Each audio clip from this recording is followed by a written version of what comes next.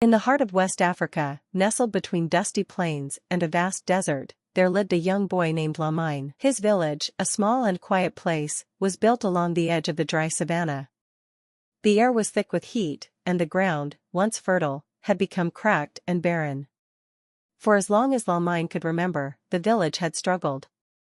The seasons of plentiful rain had become fewer, and the crops that once thrived in the soil now withered under the burning sun. People were starving, and hope seemed to be slipping away, one grain of rice at a time. Lamine's family was no exception.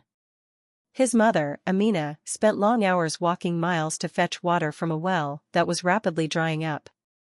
Her face, once youthful, was now etched with worry and fatigue, but she never showed weakness to her children.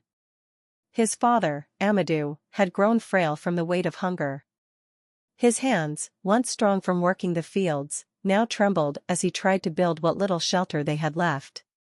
Yet, despite the scarcity of food, they smiled, always making sure to tell Lamine and his younger sister, Isatou, that tomorrow would be better.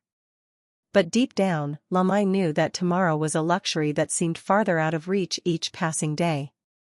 One afternoon, as Lamine sat outside under the shade of an old tree, he overheard the elders of the village talking. They spoke of Dakar, a city by the coast, bustling with life, where opportunities awaited. The more Lamine listened, the more his heart burned with the desire to see the world beyond the horizon. Could there be a place where food was plentiful? Could there be a place where his family could survive, or even thrive? Lamine, determined, looked up at his mother one evening. His voice, though young, was filled with resolve. "Mother, I want to go to Dakar. I want to bring back food for our people." Amina looked at him, eyes wide with concern. She had known from the moment Lamine was born that he was special. He had always carried an unshakable spirit, but this was something else. "Lamine, the journey is not easy. The road is long, and the desert is merciless. Many have tried to reach the city, but only a few have returned. Why would you risk your life?" Lamine's voice was steady, his small hands clutched tightly together. "I can't just sit here and wait for things to change. I have to do something.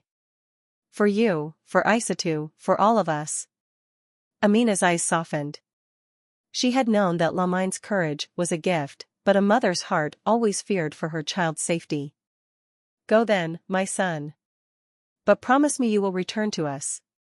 Promise me you will be safe." "I promise, mother. I'll come back, and I'll bring help." With only a small bundle of belongings and a few days' worth of food, Lamine set out at dawn the next morning. His heart raced with excitement and fear as he left behind the only world he had ever known. The desert was unforgiving. The sun blazed overhead, beating down on Lamine's back as he walked for miles. The first few days were the hardest, his body was unused to the heat and the long hours of walking without rest. At night, he would sleep under the stars, his only company the wind and the silence of the vast, endless desert. On the fourth day, Lamine stumbled upon a small oasis. The trees were few, but the cool shade they offered was a blessing. He approached the watering hole, his throat parched and cracked, only to find it dry. His heart sank. It was a reminder that even nature was struggling to survive in this harsh land. He sank to his knees, exhausted and discouraged. "I can't keep going," he whispered to himself, feeling the weight of his journey. Maybe this was a mistake. But just as despair was beginning to consume him, a voice called out. "Hey, little one. You look like you need help." Lamine looked up to see a tall, older boy approaching. His face was weathered, and his clothes were torn, but there was a kindness in his eyes. The boy, who introduced himself as Ousmane, was also traveling toward the city. "I've been walking for weeks," Ousmane said, smiling wearily. "I'm looking for my sister. She left years ago to live in the city. I'm hoping to find her, to bring her back home." Lamine, though cautious, felt an instant connection. "I'm on my way to Dakar too. I need to bring food back for my family. My village is starving." Ousmane's expression softened. "I know what it's like. I have a family too." We all have our reasons for walking these roads. Together, they decided to journey on, sharing what little food and water they had. As they walked, they spoke of their dreams and hopes. Lamine had never met anyone who understood his longing to change things, to do something bigger than himself. But the journey was far from easy. They encountered dangerous predators, wild animals that stalked the edges of the road. Thieves lurked in the shadows, hoping to take advantage of vulnerable travelers. Yet, Lamine and Ousmane pushed on, helping each other through the hardest parts of the journey. Even when their bodies ached, and their spirits faltered, they held on to the belief that a better life was waiting for them at the end of the road. Days turned into weeks. Lamine's body grew weaker, and his hope began to fade. His energy drained with each step, and at one point, he collapsed in the sand, too exhausted to move. "You have to stay strong, Lamine," Ousmane urged, kneeling beside him. "We're almost there, just a little longer." Lamine could barely speak, but he managed to nod. The thought of his family, of his promise to his mother, kept him going. Finally, after weeks of struggle, they reached the city. The streets were crowded, the buildings towering above them. The smells of fresh bread, spices, and food wafted through the air. It was overwhelming, a world so different from the one they had come from.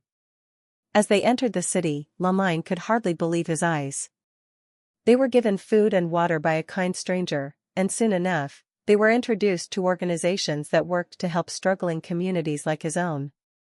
Lamine's heart swelled with a renewed sense of purpose. He wasn't just going to return to his village with food, he was going to return with a plan, a way to help his people in the long term. "I'm not going back with just food," Lamine said to Ousmane, his voice filled with determination. "I'm going to bring back the knowledge we need. I'll learn how to help the village build a sustainable future." "I'll help you," Ousmane replied, his eyes alight with excitement. "We'll make sure no one in your village has to go hungry again."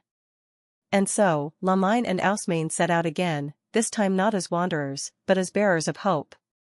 They learned about clean water initiatives, crop rotation, and sustainable farming practices that could restore the land and feed the people. They met with community leaders, worked with aid organizations, and gathered the resources they would need to make a real difference.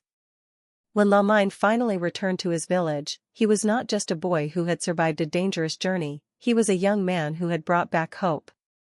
He shared the knowledge he had gained with the elders, and together, they began to make the changes that would save their village.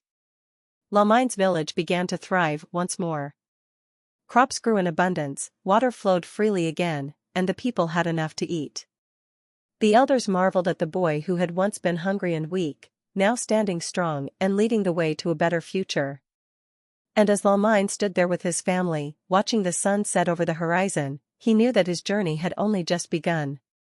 His mother's words echoed in his mind, "Come back safe." He had kept his promise, not just to return, but to change the world around him, one step at a time. The sun dipped below the horizon, painting the sky with hues of orange and red, a symbol of the new beginning that Lamine had fought for, and the hope that would never again fade in his village.